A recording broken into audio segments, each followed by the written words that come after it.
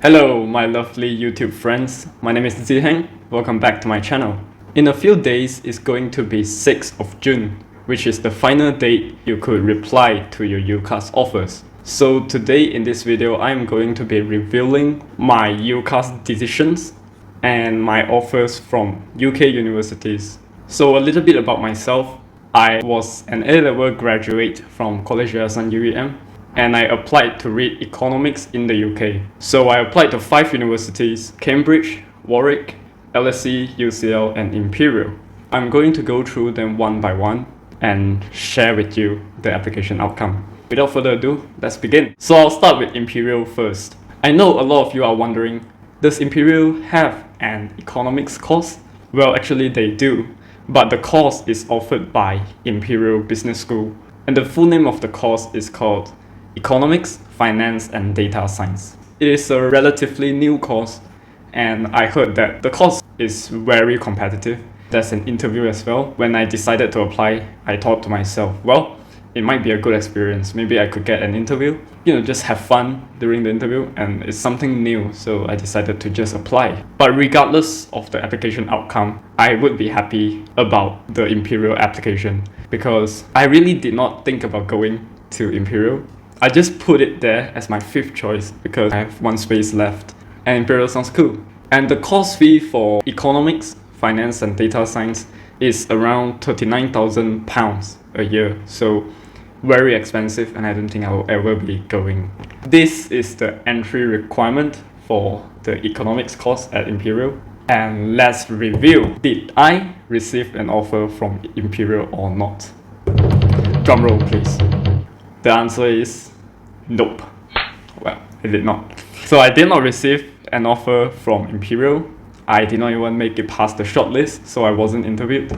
I got the decision from Imperial very late in the application process, probably around March this year. They just emailed me that I wasn't accepted, which I have already anticipated, of course. But it's okay because I never thought about going anyway, so all the best, Imperial. Let's move on to the next one. So the next one will be Warwick. Initially, I had some doubts about putting Warwick in my choice of universities because initially I thought about putting KCL as my 4th choice because it's in London. But I did some research and I found out that Warwick has a very good economics course, and I just thought I don't want to miss out on that. So I tried to apply. The entry requirement is here. By the way, I think I forgot to mention what's my grade. I guess it's good to share this with you so that you have some sort of reference point. I had 4 A stars for A levels in further maths and econs, as well as history. So I set for history as a private candidate.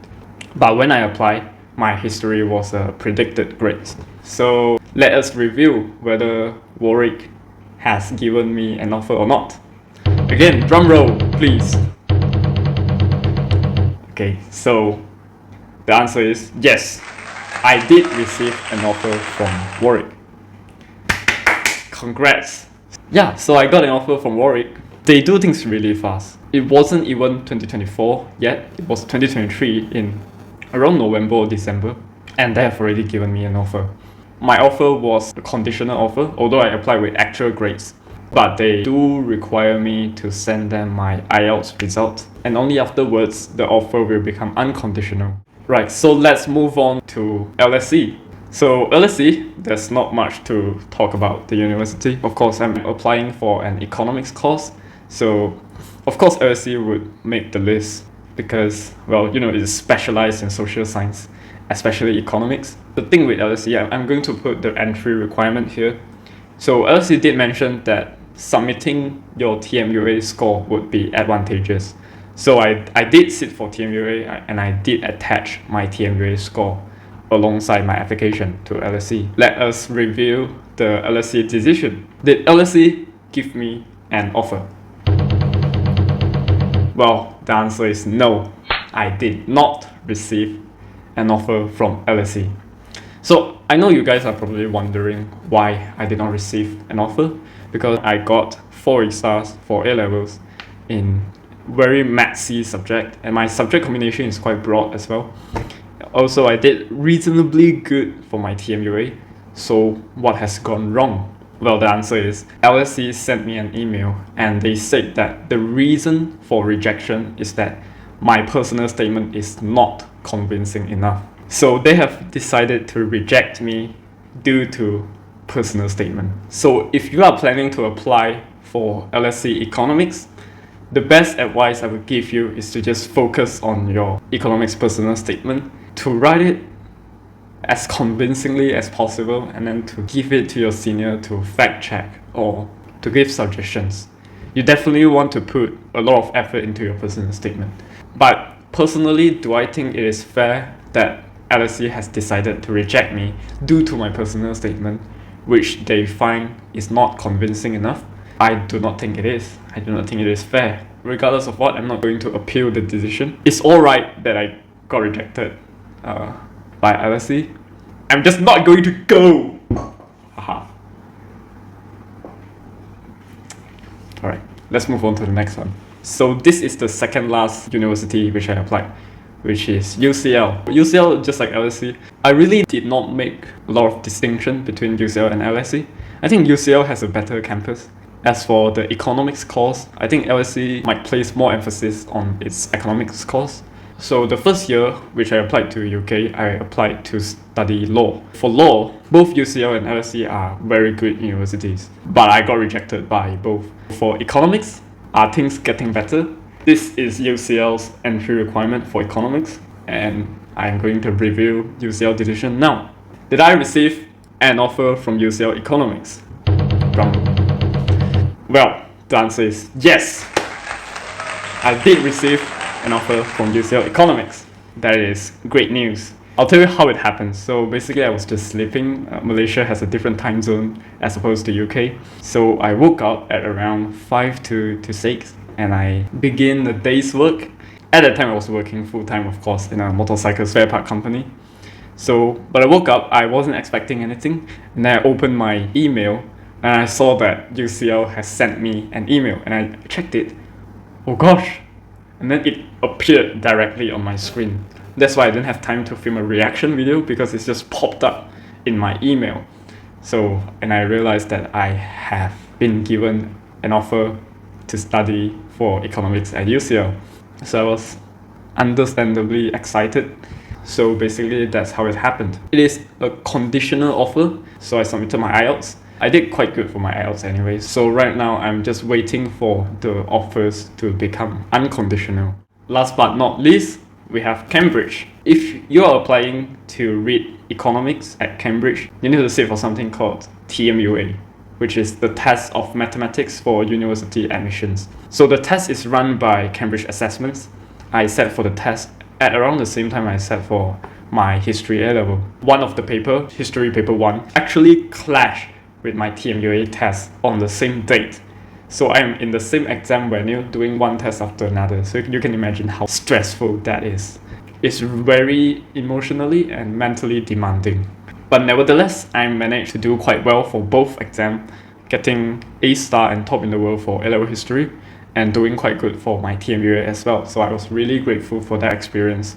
Already, from how I sound, you could sort of tell whether I was accepted or not. I wasn't.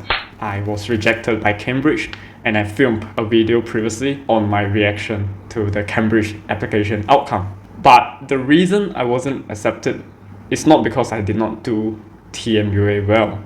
It's that I did not perform at the interview. They mentioned nothing about personal statement, which probably implies that they don't read personal statements, but they do put a lot of emphasis on your TMUA and interview, especially interview. Because I did well for my TMUA but got rejected anyway because of my interview performance. So I hope that this video will be sort of enlightening for you if you're thinking about applying to UK universities, or how you could improve your university application in general. Now that we have announced all of my university decisions, it's our time to choose. I don't really have to choose because I've only received 2 offers, which is from Warwick and UCL. So which of them I'm going to put as my firm choice and which of them my insurance choice? It was an incredibly difficult decision because each of them have their pro and cons. For Warwick, the pros is definitely the cost of living, because London is incredibly expensive. Warwick gives you a better student accommodation with the same price. And for UCL, student accommodation is only guaranteed for first year students. So the second and third year, you need to just jump into the London housing market and go find yourself a private accommodation. For Warwick, it is a different case. You are assured a student accommodation for 3 years. But studying in UK in itself is very expensive as opposed to other countries. Internationally speaking, UCL has a higher prestige as compared to Warwick. You can see that in rankings or just general reputation of the universities in other countries outside of UK. I think Warwick has built up a quite a good reputation within UK, but internationally it's still not very famous. A part of that is attributable to the fact that UCL is in London. For some reason, people just think studying in London is such a glamorous thing as compared to the rest of UK. So all factors considered, I have decided to pick UCL as my firm choice and Warwick as my insurance choice. I hope you'll find this video entertaining or in some ways helpful.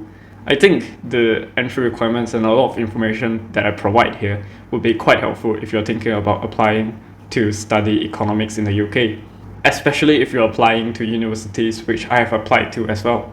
If you like this video, please remember to give it a thumbs up and subscribe to my channel for more videos like this. See you in the next video. Bye.